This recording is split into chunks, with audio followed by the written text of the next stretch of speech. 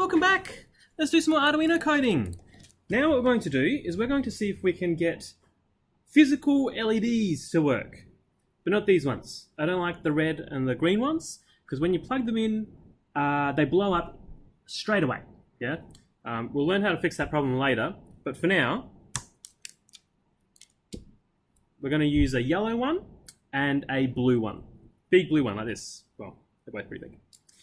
So, currently, the LED, if you haven't changed it from last time, will be flashing on and off. There you go, on and off. This is the default blink program, like this.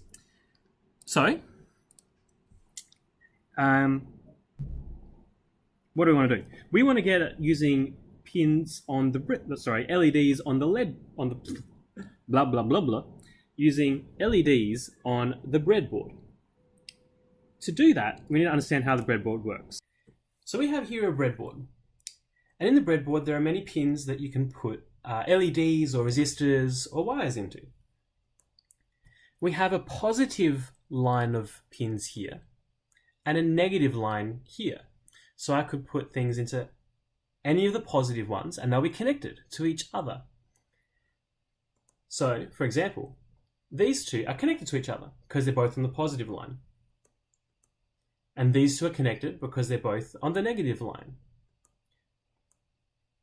But these two are not connected because one's on the positive line and one's on the negative line.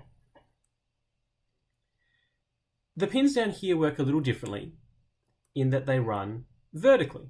So these 5 pins here are all connected. And these 5 are all connected. And these 5 are all connected. But they're separate lots of 5. So these 2 pins are connected because they're in the same vertical grouping here. And these 2 pins are connected because they're in the same group. But these 2 are not connected because they are in different groups. This one is in number 24 and this one is in number 23. So you can see how it's connected underneath the circuit board. There's metal that runs in a strip along here, a strip along here, and little strips running like this. So that you can put things into each pin and know where it's connected to. Now, the first thing that you normally do is get your ground. I'll use blue, I'll match, doesn't matter. The colors of the wires don't mean anything for us. You know, these two are the same kind of wire. The ground is the negative. Okay? So for us, we'll treat the ground, negative, and 0 volts all as the same thing to make it easier for our heads. So this negative, this ground, plugs into this here. And all of the components here will use the same ground, the same negative. They'll all go to GND, which stands for ground. So plug those in. Pause the video if you haven't already and plug GND into any one of the negative things here along that blue line. Now, my LED has a long leg and a short leg. So, you can see that, it goes in focus. Come on, there you go. The long leg is positive and the short leg is negative. Why? Because positive numbers are bigger than negative numbers. If you've done maths, you'll know that. If you haven't done maths, do that first and then do this course. So the longer leg is positive. Because positive numbers are bigger than negative numbers. Obviously the shorter one is negative then. So the short one is negative. Well, we know that goes into the negative line here, which is ground. The positive one can go in a few different places. First of all, we can try putting the positive one into a positive voltage, into 5 volts. See how there is 5V here? You might be able to see it. 5V. So I'm going to put it into the 5V. Now that wasn't very smart of me because I immediately blew up my LED. Whoops. That's okay. This LED is now cooked, yes? So I'll throw it in the bin. I'll try a more tolerant LED. Again, we'll learn how to fix that later with resistors. But for now, I'll try with my blue one. There we go. Beautiful. Blue one survives fine.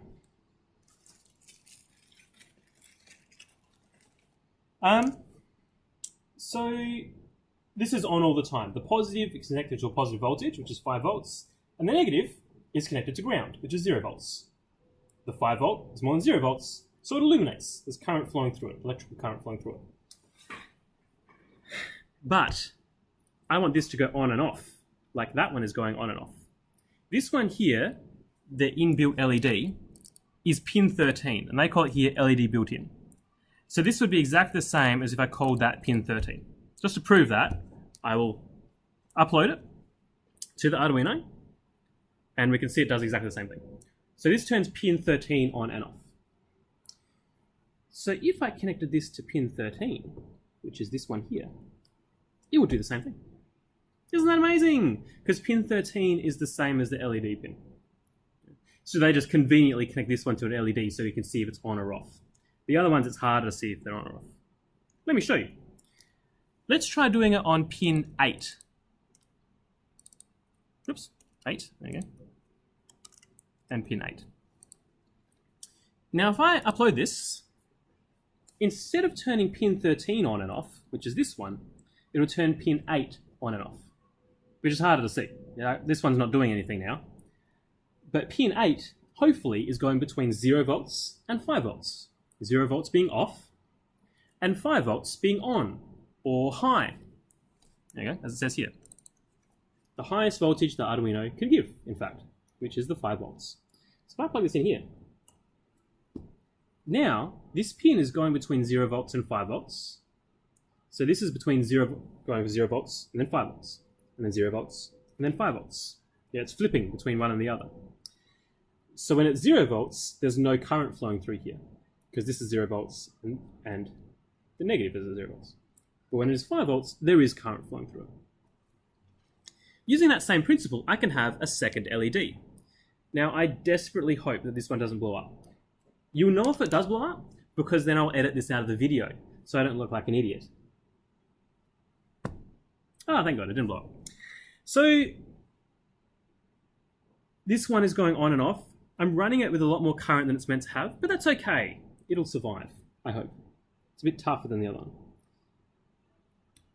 I'll put this one a little bit further away, over here. So the negative is still on the negative line, and the positive line isn't connected to anything. Maybe I'll connect this one to pin 9.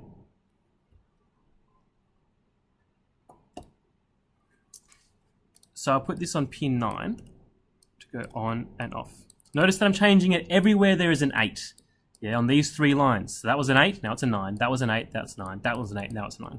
It's important to remember, if you want to use something as an LED, one of these pins as an LED, you need to set it to be an output, because it won't be an output normally. So this one will turn pin 9 off. Sorry, it'll turn it on, wait a second, and then turn it off, and wait a second. Yay, and it works. So that's how to do it with just this one working. What if I want to do, maybe the yellow one on, and then off, and then this one on, and then off? Well, because I want both of these to be outputs, I need to set pin 9 to be an output and also pin 8 to be an output.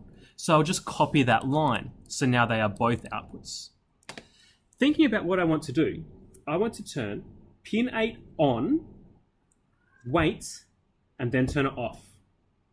And then wait, then turn this one on, and then wait, and then this one off, and then wait. And then this one on, and then wait, and so on. And so we'll repeat that loop that it's doing. So let's write that down in what is called pseudocode. Yeah, just rough code of what we need to do. In Arduino, in C++, which is the language that we're working on at the moment, a double slash here means a comment. So I'm going to do a little comment here. Turn pin 8 on,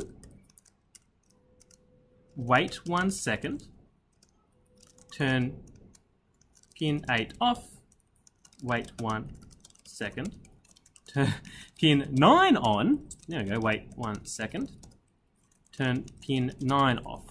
So pin 8 will go on, will stay on for a second, then go off, and be off for a second. Pin 9 will go on, be on for a second, and then go off, and then wait for 1 second. And then we'll repeat back at the start. This won't do anything. The computer will ignore this. This is just to help me plan what I'm going to do. So now we can write those steps. Turn pin 8 on. that is a digital write to pin 8 is a digital pin. That's why it's a digital write. And we want to turn that on, or on high. And then we want to wait 1 second, which is a delay of 1,000. And then we want to turn pin 8 off. So I'll put it low. And then I want to wait 1 second. I'm going to move these comments over here, even though they don't do anything. And then you say, but, and I'll put these down here. There we go. Let's tie this up a bit. There we go. But Mr. Neri, you say, what is the point of putting these comments here if they don't do anything? This doesn't do anything. This part here doesn't do anything. They're comments. Well, they help you to understand what's going on. If you don't understand what's going on, then good luck. Good luck. So these will help. Let's test it at the moment. Just see if it works with pin 8 going on and then off. We'll wait for it to say done uploading. There we go. And now we can see pin 8, sure enough, goes on, waits for a second, goes off, waits for a second, goes on, waits for a second, goes off, waits for a second. Excellent. Now we need to turn pin 9 on. So that is, actually maybe I might write it before it. Digital write. So pin 9, turn that on, and then wait for a second. And then we need to turn it off. Oops. Digital write 9. So turn it low, and then wait for 1 second. So hopefully this should work. It should turn this one on, wait a second, and turn it off, wait a second. Turn the other one on. There we go, wait a second, turn it off, wait a second, and then repeat and go back to the start. Yay! Woo! And just does this over and over and over again. Okay? Things that might go wrong. Well, there are plenty of things that might go wrong. One of them is if you forget a delay, like let's say this whole pin 9 business. Let's say I forgot to put a delay in completely. Well, let's think what'll happen. It'll turn pin 8 on, wait a second, turn pin 8 off, then wait a second. It'll turn the blue one, pin 9 on, and then turn it off instantly after. This will happen faster than a millisecond, faster than a blink of the eye.